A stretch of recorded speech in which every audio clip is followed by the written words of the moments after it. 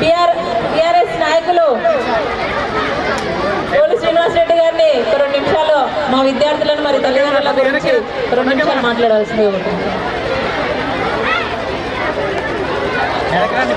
అమ్మ పాద పూజ కార్యక్రమానికి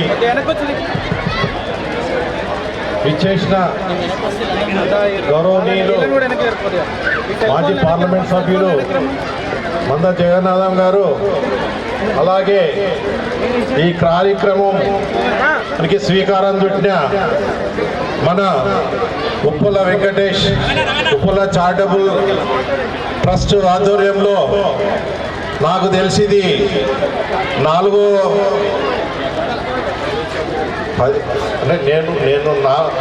ఏళ్ల క్రితం వచ్చాను కాబట్టి అమ్మ పాద పూజ అంటే అసలు ఎంత పవిత్రం అనేది అందరికీ తెలుసు.